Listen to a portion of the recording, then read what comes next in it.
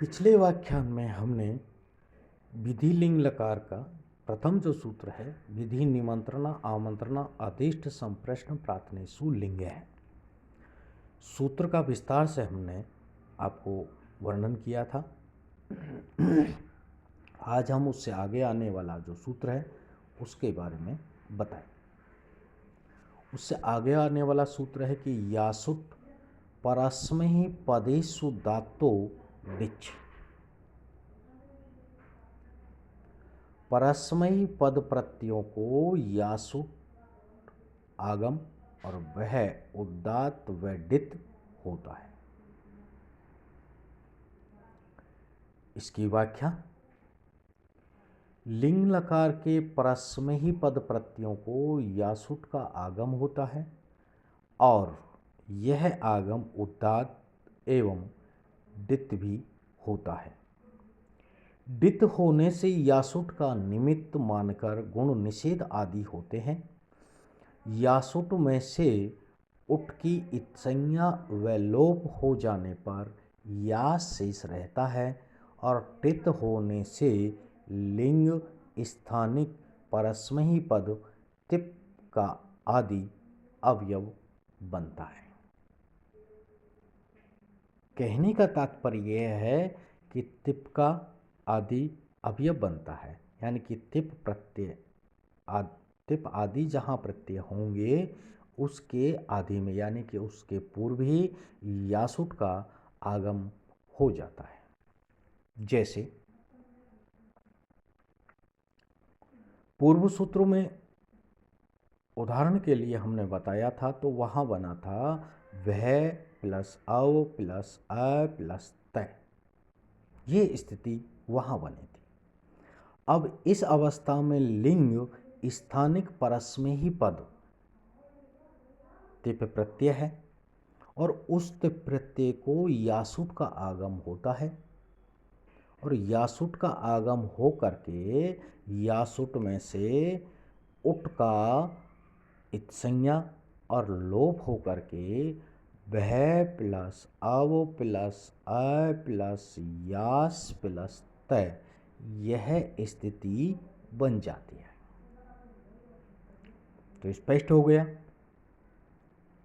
हमारे पूर्व सूत्रों में यह स्पष्ट था कि वह प्लस अ प्लस तह, तो तय हमारा क्या है, तिप प्रत्यय का है और तिप प्रत्यय के आदि में यासुट का आगम हो जाता है, तो वह प्लस अ प्लस यासुट प्लस तह, तो यासुट में से उठ गया, उसका लोप हो गया, इत्संज्ञा हो गई, तब हमारे पास बच जाता है यास। तब बन जाता है वह प्लस अ प्लस यास प्लस तह, ये स्थिति बन जाती है। इससे आगे आने वाला सूत्र, लिंग सैलोप अनतस्य, अर्थ इसका स्पष्ट कर रहा है कि लिंग के अनंत्य सकार का लोप होता है। अनंत्य से तात्पर्य कि जो अंत में न हो, यानी कि मध्य में हो। व्याख्या है कि सार्वधातुक संज्ञक, सार्वधातुक संज्ञक लिंग के अनंत्य सकार का लोप होता है। लिंग लकार के अंतर्गत सकार का लोप हो जाता है। जैसे पूर्व सूत्रों में हमारी जो स्थिति बनी थी वह यह है कि वह प्लस अ प्लस यास प्लस तय, ये स्थिति बनी थी। तो यहाँ सार्वधातुक लिंग, सार्वधातुक लिंग, सार्वधातुक संज्ञा हुई तिप की, तिप के आदि में हमारे पास यास उपलब्ध हुआ, यासुट का यास हुआ, तो यास प्लस तय ये हुआ सार्वधातुक लिंग। इसका सकार अंत्य नहीं है, अनंत्य है, अतः प्रकृत सूत्र से लोप प्राप्त होता है। किंतु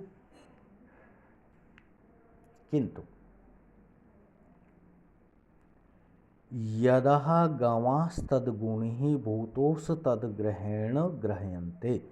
आगम जिसको हो उसी का अवयव होता है और उसके ग्रहण से ग्रहण किया जाता है। इस परिभाषा के बल से लिंग के ग्रहण के समय तत्सहित का ग्रहण होता है। अतः यास प्लस तय यह संपूर्ण लिंग है। ये स्पष्ट हो गया कि यास प्लस तय संपूर्ण लिंग के अंतर्गत आ गया।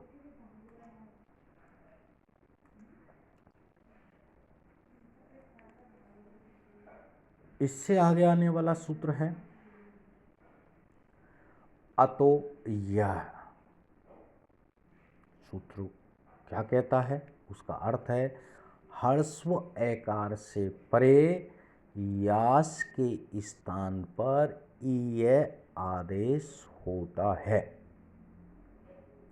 इससे पूर्व वाला सूत्र कह रहा था कि लिंगो सैलोपो अनंतस्य, लिंग के अनंत सैकार का लोप होगा और लोप जब हो जाता है तो हमारे पास ये स्थिति बन जाती थी। अब लोप उसका निषेध हो गया। निषेध होने के कारण अतोयेयम जो सूत्र है इस बात को व्यक्त करता है कि जहाँ यास है उसके स्थान पर ईय आदेश होगा। व्याख्या। अदंत अंग से परे सार्वधातुक के अवयव यास को ईय आदेश होता है, अर्थात यास के स्थान पर ईय आदेश होता है और यह ईय आदेश अनेकाल सित सर्वस्व सूत्र से संपूर्ण यास के स्थान पर ही होगा। जैसे भय प्लस अ प्लस यास प्लस तह, ये पूर्व सूत्र में बताया कि ये स्थिति बन रही थी। तो यहाँ ऐदंत अंग भव के एकार से परे सार्वधातुक संज्ञक लिंग के अवयव यास को ईय आदेश होकर के, यास के स्थान पर ईय आदेश होकर के भय प्लस अव प्लस अ प्लस ईय प्लस तय यह स्थिति बनी। तब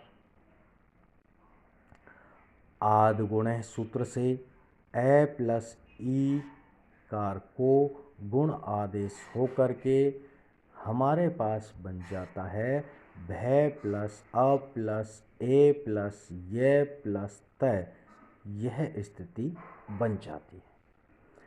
तब अगला सूत्र आता है लोपोह वयोर्वलि।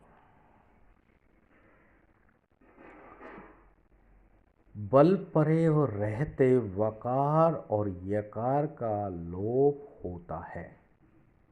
सूत्र कहता है बल परे रहते वकार और यकार का लोप होता है। व्याख्या। बल प्रत्याहार अक्षर परे हो तो वकार और यकार का लोप हो जाता है। बल प्रत्याहार में सभी स्वर व यकार को छोड़ करके शेष सभी व्यंजन परिगणित होते हैं। तो बल प्रत्याहार में सभी स्वर और यकार इनको छोड़ दिया जाए, बाकी सारे व्यंजन जो हैं वो बल प्रत्याहार के अंतर्गत आता है। और इस सूत्र का कहने का तात्पर्य यह है कि वल प्रत्याहार परे रहने पर उससे पूर्व वकार और यकार होगा तो उसका लोप हो जाएगा। इससे पूर्व सूत्रों में स्पष्ट हो रहा था, हमारा स्थिति बन रही थी कि वह प्लस अ प्लस ये प्लस य प्लस तय। इस अवस्था में यकार से परे तकार बल प्रत्याहार के अंतर्गत आता है प्रकृत सूत्र से या उक्त सूत्र से या लोपो वयर्वलि सूत्र से यकार का लोप होकर के भय प्लस अ प्लस ए प्लस तय, अर्थात इसको संयोग करने पर, इसको मिलाने पर भवेत रूप सिद्ध हो जाता है। विधिलिंग लकार का प्रथम पुरुष एक वचन का जो ये रूप है भवेत, वह यहाँ रूप सिद्ध हो जाता है। इससे आगे आने वाला जो सूत्र है वह है झेर जुस।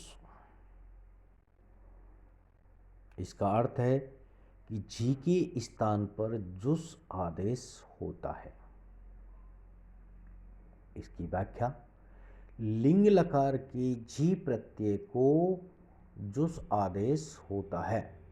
यह जुस आदेश अनेकाल सित सर्वस्व सूत्र से संपूर्ण जी प्रत्यय के स्थान पर ही होगा। जैसे विधि आदि अर्थ में भू धातु से लिंग लकार होकर के भू प्लस लिंग बना, तब प्रथम पुरुष बहुवचन की विवक्षा में लिंग के स्थान पर जी प्रत्यय हुआ, तब भू प्लस जी बना। और उस जी प्रत्यय की सार्वधातुक संज्ञा हो गई तो सबका आगम हो गया। सबका आगम जब हो जाता है तो धातु के उ को गुण ओ हो जाता है, और उस ओ को भी अब आदेश हो करके हमारे पास भय प्लस अ प्लस ए प्लस जी यह स्थिति बनती है। तब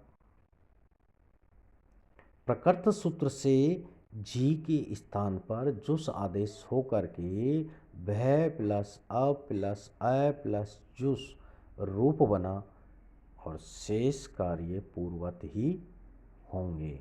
यानी कि जो हमारा रूप बनेगा वह है भवयु। ये आगे की प्रक्रिया है, आगे और इसमें सूत्र लगेंगे जो हमारा ये रूप सिद्ध हो जाएगा। तो हमारा विधि लिंग के जो सूत्र हैं उनको हमने विस्तार से व्याख्या सहित उदाहरणों सहित आपको बता दिए हैं। अब अगला जो व्याख्यान हमारा होगा वह हमारा रूप सिद्धियों से संबंधित होगा।